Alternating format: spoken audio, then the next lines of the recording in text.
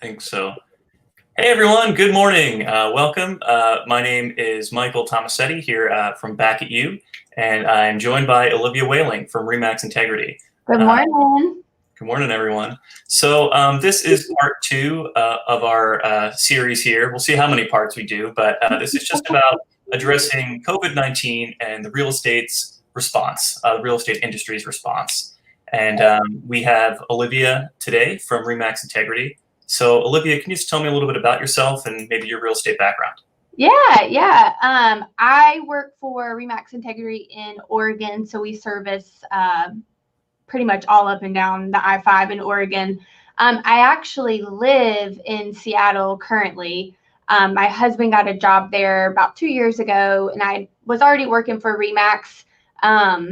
So it was mutual that I didn't want to leave and they didn't want me to leave. So I started working from home, and I have been for 2 years, and it's worked out really well. I've been in real estate for about 3.5 years working with this company.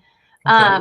So that being said, me working from home prior to kind of everything that's going on with this pandemic kind of paved the way for us getting everyone else working virtually for the time being. Sounds like you were ahead of the curve there in Yeah. terms of the working from home. Yeah.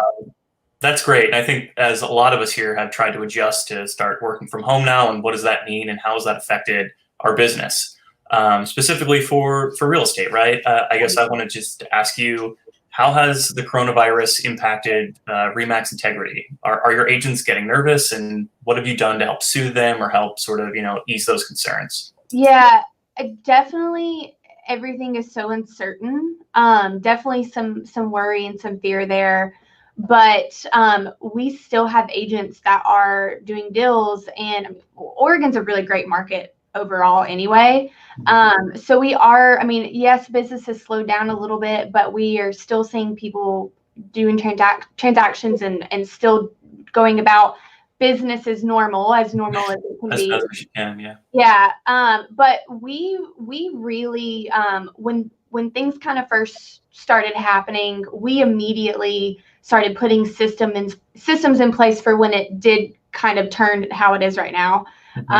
And we immediately started setting up all of our staff to work remotely and got all the technology on the back end, so that when it did start shifting that way, we were able to tell our brokers, don't worry, everything's going to work just as it has been working. You just won't physically see us in the office. And so that's really helped. Every week we're hosting an all company meeting. We have over 200 people that joined our meetings for the past 2 weeks, and we just have a topic each week. And we're meeting with everyone via Zoom. We're basically just replacing Zoom with normal phone calls. Okay. So that it just feels normal for them. And again, yeah, everyone's a little scared, Right. but we communicate with them all week long, talking to them just like we normally would. So That's great. So it sounds like Zoom has been your go-to video. yeah. And because I have been working remotely for 2 years, a lot of them have already Zoom called with me. So it wasn't totally foreign for them. Okay. So now they're using that for their clients and things like that. So There's a learning curve, right? You gotta have to understand where to turn on the camera, where to turn on the mic. Yeah. for sure. And there's once you do it once or twice, then you're fine. It's just making that initial leap of So Totally. I guess that's going to lead me to sort of, you said Oregon is doing well. You guys have set things up in place. What is the current inventory like? If you can answer that, and sort of what are the agents doing that have homes for sale to ensure that those houses are still being seen? Is that tours? Is that something else? I'd love to know. We're not seeing. We personally aren't seeing a huge decrease in the inventory for us. I think the buyers and the sellers that are in the market right now are the people who are really ready to buy or sell. They're not the people who tend to kind of think about it, or they could wait. These are the people the consumers, clients that we are seeing are like ready, like right now. So as far as what our agents are doing to make sure that things get done, all the marketing materials that my department produces, we have everything virtual as well. So all the printed materials, listing presentations, all that, they have that available to them in a flip book, like online, so they can still use all of their same materials. And then we're really coaching them through setting up those FaceTime dates, setting up a Zoom date, basically like you'd be setting your normal client meetings. Nothing's different except it's virtual. So like you're going to schedule a time to do the showing, or you're going to schedule a time to do an open house. Well, you're still doing the same thing. You're just doing it virtually. You're just shifting gears a little bit. And you know, we're just encouraging them to do video as much as possible. And even after you have that meeting, your virtual meeting, follow up with more video, follow up with more pictures, follow up, you know, beginning, end, all throughout the whole process. So I feel like they still, our brokers specifically, still have the same resources as they had when before this happened. Right. Okay. I think that's great. And we also immediately put together updated listing protocols. So for like showing houses, because here in Oregon we're still considered essential service. It's the same Yeah. So we immediately put in certain listing protocol, health questionnaire, all that kind of stuff. And then we made infographics for them to share on their social media or with clients about washing hands and what their steps into keeping the sellers safe and the buyers safe and all of that. So I think it's so great what you said just about in terms of follow up and being there, continuing to conduct business as you would, but moving that into a virtual realm. We're still doing that FaceTime, even though it's not face to face in real life, right? It's something that's digital. I actually had a client tell me yesterday, or one of my agents tell me yesterday, that he did a virtual CMA. So he FaceTimed the potential client and had the client just walk him through the whole house, every little piece of whatever he wanted to see. And if he wanted to see something again, he had him go back to that, like the cabinet or whatever it was. And he said it actually worked really well because there was just that two-way communication. You knew what you needed to see, and then followed up with the CMA shortly after that. And he said it worked really well. There was no barrier there because it wasn't in person. That's amazing. And then you said that was through FaceTime, right? Yeah. Okay, there you go. He set up an appointment like he normally would set up the appointment, or whatever it was, you know, just using FaceTime. Yeah. There you go. I think that's a great tip for anyone out there who, realtors, agents alike, FaceTime. It's that easy. So I want to shift a little bit now and talk about the social media realm. Here back at you, our bread and butter is social media marketing for real estate. Have you used, how have you and your team at Remax Integritiy used social media during this time? So I love this and I'm super proud of this, but one thing, because we knew we needed to keep not only our agents engaged, but we needed to coach them on how to keep their clients engaged. And we're big on leading by example. So we started doing, this week will be our third week. So 2 weeks ago, we started doing 2 different contest challenges. So we have a challenge for our brokers that's business related, prospecting and that kind of stuff. And then we have a challenge for our brokers' family. So really this is for their kids. A contest for their kids, and then we encourage them to share that contest with their clients because their clients can enter their kids can enter the contest. So for the challenge for the brokers, from a business standpoint, we challenge them to make as many dials to their sphere, face-to-face FaceTime on here. Okay, sure. Conversations. How many conversations can you have with your sphere? It doesn't even have to be real estate related. Just check in with them. And then the second challenge for them was video. So go on Facebook Live or Instagram stories or whatever it is, and be really real and candid, but tell us about the real estate market and tell us how you're doing. And when I say us, I mean your clients. So we had an overwhelming amount of people do those challenges. They won like $250, the winner for every challenge. I was shocked at the number of people that did the video challenge, because we've got a lot of agents that just would cringe inside at the idea of doing this a month ago. So we had so many people who did that. And then for the kids, we did a TikTok challenge, or if they're not on TikTok, they can do normal video. But it was like a fun dance or talent or something. So just different things like that we're reposting everything on our page, like all the submissions and stuff like that. It's been so fun, and we found that people are really, our agents are really thankful for that outreach and getting their kids involved and help. And this is a way for them to get their clients involved. So that's been our main thing that we're doing. It's been really fun. I think that's awesome. How just in terms of tracking that, have they shared it with you? Have they used some sort of hashtag? What was the process that you guys determined the content? For the video challenge for the brokers, we had them tag our broker owner, Kevin Simran, and so he could say, I want to know that you did it and I want to see the video. Yeah. So they had to tag him wherever they did it, whether it was Facebook or Instagram, whatever, they had to tag him in the video. And then for other things, we set up email addresses. So like for the TikTok challenge or the video challenge, we had them just send us the link to the video. Okay. And then we did, what was the first one we did? Oh, it was a painting challenge for the kids. Was okay. Paint or draw your family with the Remax balloon incorporated in it. Okay. So basically, we just had them text us a picture to an email, or email us a picture of it. So we're just trying to make it as easy as possible for them. That sounds super creative. Yeah, I like that. And you incorporated the family element too. I think that's awesome.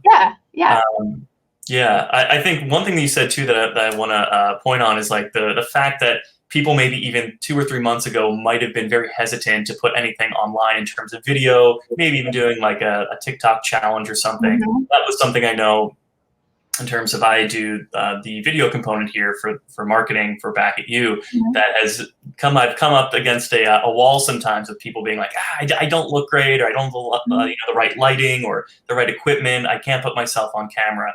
And I think something I've experienced through COVID-19, it's you have to.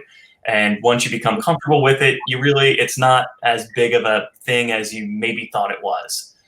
Well, what I tell our agents, and I actually heard this at R4, so I can't take all the credit for it, but like how you look, how you think you look on video, and how you sound on video, guess what? That's how you look, and that's how you sound. So get over it. So yeah, and I think a big piece of this is leading by example too. So like myself and then Kevin, our broker owner, haven't hesitated one bit. We've done video after video after video, and we don't rehearse. We don't cut out things. Like if we goof, we goof, and we just make it very real. And I think when people see that, oh, he just said that, but he didn't edit it out, or oh, she whatever. I think that makes people feel a little bit more comfortable. So at any challenge, the little challenges in the contest, we've also done ourselves. So like we've done an example of it just to kind of make people feel more comfortable. And I was shocked that some of our brokers joined their kids in the TikTok dances. And I'm like, this is terrible. Everyone's at home. You figure they're at home, and why not? Jump in, and, dance, and like that. Yeah, I think that's a really smart way to do that. I have not heard of any other brokerages doing that, so that's awesome. Yeah, and I mean, who doesn't want to win a little extra cash right now? The first week we threw in a free roll of toilet paper. That seems to have calmed down a little bit now that more toilet paper is available. Right. That's hysterical. So I guess, are there any, I know you covered sort of what you guys are doing, and it sounds awesome, but do you have advice for other realtors or agents out there who maybe are struggling during this time, who maybe are feeling like they are on their own? What can you tell them, or what can you say to inspire anyone during this time? We're kind of all in this together. So, and I know that all of our agents are struggling, but so is everyone else. And so what is stopping you, even if you hate video and you refuse to get on video, what is stopping you from picking up the phone and dialing to your sphere of influence? Because let's be honest, we don't do that as much as we should on a normal day. I mean, we have very productive, very busy agents, and while they have every intention of checking on their people, mean, life gets in the way and we're busy, but right now we have zero excuse not to do that. So my advice, if you do nothing else, is check in on your people, and not even about real estate. I mean, just have some compassion and just ask them how they're doing. We've had people send Starbucks coffees from Grubhub or whatever delivery service you have in your area. Offer to send people a pizza for dinner, pay for their dinner one night, different things like that. But if you do nothing, check in on your sphere, because when this is over, and it will be over, this is temporary, it's not permanent. You're going to be so thankful that you spent that time checking in on everyone. Maybe you're not getting a bunch of listings right now, but you know, you're preparing for when this is over. Right. And like I said, people would just love to hear from you. We're all FaceTiming everyone all the time, or calling everyone all the time, our family members. So make your sphere part of that on a day-to-day. I think that's great advice. That's great advice. Whether it's dialing or it's through social media, I think there's a lot of great options. Yeah. I definitely recommend, if you will do video, even if it's just like, hey, real quick, just wanted to check in on you. I'm going to record something real quick and send it to you on iMessage or Facebook Messenger.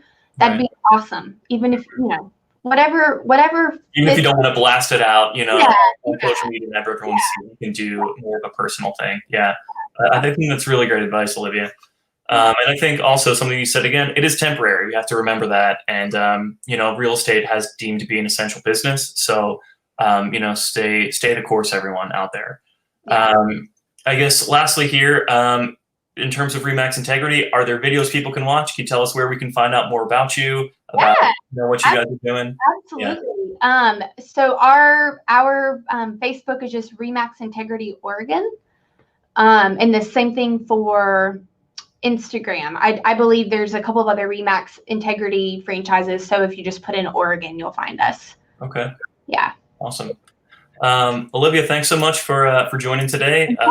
I just want to let you know here back to you, anyone who's watching, due to the response of COVID-19, if you are interested in social media marketing, we're offering new clients $100 off, as well as a $25 ad credit. I'm going to put a link in the description as well, so you can learn more about that. If you're part of a brokerage or larger team, I'll put information there as well if you'd like to hear more about us. And definitely check out Olivia and Remax Integrity for their social media updates. And if anyone has questions on how we use Back at You Media, I'd be happy to answer those. You can shoot me a message on Facebook or whatever. Yeah. Okay. So is there anything you want to say about Back at You Media, or what? Yeah, absolutely. I mean, you know. You guys I always have to comment when credit is where credit is due with customer service. You guys have awesome customer service, and that beats anything. I think in any capacity, customer service is the best thing. So if you've got great customer service, anytime I need help, you guys are answering right away. But during this time, it's been helpful. So our broker owner has recorded several videos that our agents can use on behalf of Remax Integrity to send to their clients about how we're dealing with this, how we're navigating this, how we can still help you, X, Y, and Z.